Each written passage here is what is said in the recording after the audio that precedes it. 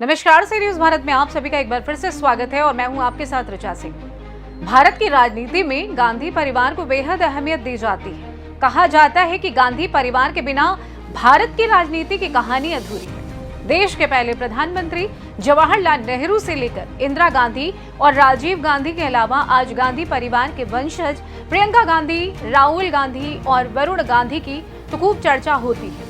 गांधी परिवार की इतनी राजनीतिक कहानियां हैं कि सुनाने के लिए महीनों लग जाएंगे। लेकिन इंदिरा गांधी को लेकर कई कहानियां आए दिन सामने आती रहती हैं। जल्दी सिनेमा घरों में इंदिरा गांधी की एक कहानी दर्शक इमरजेंसी फिल्म के तौर पर देखेंगे। लेकिन उससे पहले आज हम आपको एक सच्ची कहानी बताएंगे और बताएंगे कैसे देश के प्रधानमंत्री रहते हुए इंदिरा गांधी ने अपनी बहू मेनका गांधी को घर से बाहर का रास्ता दिखा दिया था। कैसे वो अच्छी प्रधानमंत्री बन पाई हो या नहीं, मगर अच्छी सास भी नहीं बन पाई। उनकी छेड़ी हुई जंग का खामियाजा आज तक गांधी परिवार उठा रहा है। जहां घर की दो बहुएं दो अलग नावों पर सवारी कर रही हैं, तो चलिए आपको वो कहानी बताते हैं उस रात की जब इंदिरा गांधी ने अपनी ही बहू से कहा था, get out from my house. वो दौर जब देश में एक महिला का राज था। वो दौर जब इंदिरा गांधी के नाम से दुनिया भर में भारत का डंका बजता था। उस दौर में भारत में इंदिरा गांधी जहां राजनीति संभाल रही थी, वही परिवार उनसे कहीं न कहीं बिखर रहा था। उनकी छोटी बहू से अनबन शुरू हो चुकी थी। जी हां, हम बात कर रहे हैं मेनका गांधी की, जो आज कांग्रेस से किनारा कर सालों से बीजेपी की सेवा में काम कर रही है, जिन्होंने अपने खानदान की परंपरा को तोड़ने का दम हमेशा से रखा।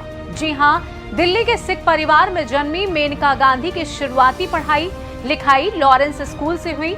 फिर उन्होंने लेडी श्रीराम कॉलेज से ग्रेजुएशन किया और जेएनयू भी गई। मेनका ने कॉलेज के बाद मॉडलिंग में हाथ आजमाया और यही उनकी गांधी फैमिली में एंट्री की वजह बना। इंदिरा गांधी के छोटे बेटे संजय ने जब एक पत्रिका में मेनका की तस्वीर देखी तो पहली नजर में उन पर फिदा हो गए। संजय गांधी और मेनका की मुलाकात हुई, दोनों करीब आए और जुलाई 1974 में एंगेजमेंट कर ली। 2 महीने बाद सितंबर 1974 में दोनों शादी के बंधन में बंध गए। संजय गांधी और मेनका का साथ करीब 6 साल का रहा।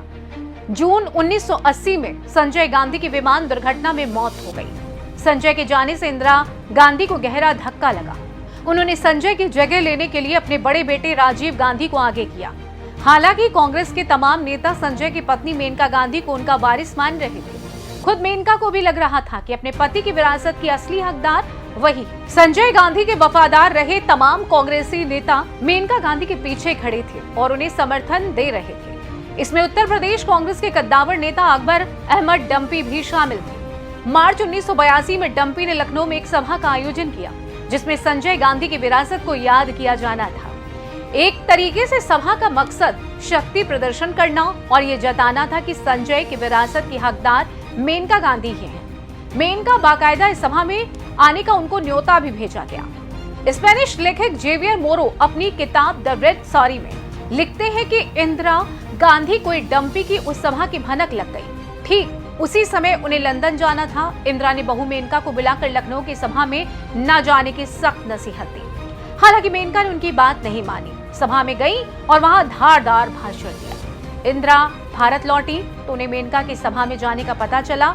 वो आग बबूला हो गई। उन्हें लग रहा था कि मेनका ने उनका अपमान किया है। इंदिरा ने पहले अपनी बहू मेनका को एक चिट्ठी लिखी, जिसमें यह भी लिखा कि वो कभी नहीं चाहती थी कि संजय गांधी और उनकी शादी हो।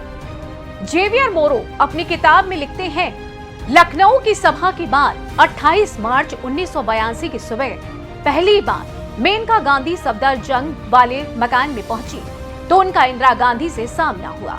मेनका ने अपनी सास से नमस्ते किया, लेकिन उन्होंने तल्खी से कहा, बाद में बात करेंगे। इसके बाद मेनका गांधी अपने कमरे में चली गई। थोड़ी देर बाद एक नौकर आया और कहा कि आपको मैडम बुला रही है। मेनका गांधी जब नीचे आई तो वहां इंदिरा गांधी के अलावा धीरेन्द्र ब्रह्मचारी और उनके सचिव आर.के. धवन भी मौजूद थे। इसके बाद मेनका गांधी ने अपनी बहन अंबिका को फोन किया। अंबिका के जरिए मेनका और उनकी सास के बीच लड़ाई की खबर मीडिया तक पहुंच गई। रात 9 बजते बजते इंदिरा के घर के बाहर पत्रकारों की भीड़ जमा हो गई। रात 9:30 के करीब मेनका की बहन अंबिका भी वहां पहुंची और अपनी बहन से बात कर रही थी कि इंदिरा फिर कमरे में आई और दोबारा घर से निकलने के लिए कहा। इस बार अंबिका ने उनकी बात को काटते हुए कहा कि उनकी बहन कहीं नहीं जाएगी, ये घर उसका भी है। इंदिरा गांधी ने गुस्से में जवाब दिया, नहीं, ये घर भारत के प्रधानमंत्री का है। इसके बाद मेनका गांधी अपना सामान पैक करने लगी। उधर इंदिरा गांधी ने अपने मुख्य सचिव पीसी अलेक्जेंडर को बुलवाया। इंदिरा चाहती थी कि उनका पोता वरुण गांधी उनके पास ही रहे, लेकिन अलेक्जेंडर और दूसरे लोगों ने समझाया कि कानूनी तौर पर संभव नहीं है। इसके बाद रात 11 बजे मेनका गांधी हाथ में एक सूटकेस थामे गाड़ी पर बैठी और अपनी मां के घर रवाना हो गई। अगली सुबह के अखबारों ने पहले पन्ने पर इस घरेलू तमाशे को जगह दी।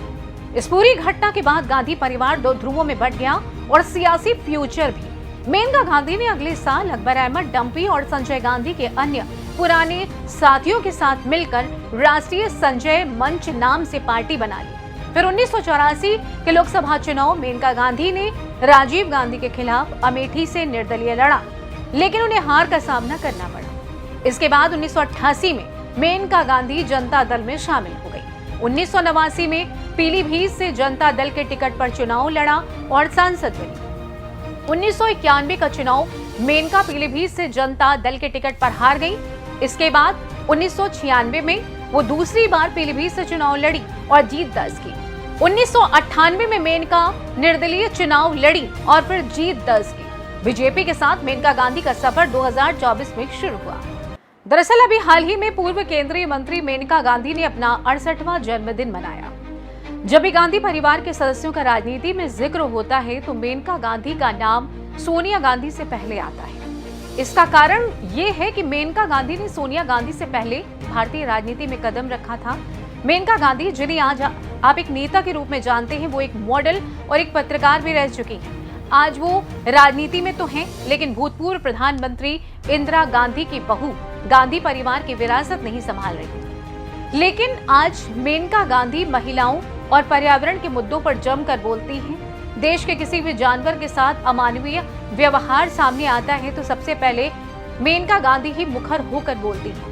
मेनका गांधी अपने इस बेबाक अंदाज की वजह से भाजपा में रहते हुए भी अलग नेता के तौर पर जानी जाती है। फिलहाल के लिए इस खास रिपोर्ट में बस इतना ही। देश दुनिया की तमाम खबरों की जानकारी के लिए आप देखते रहिए सी न्यूज़ भारत, हर खबर आपके साथ, आपके हाथ।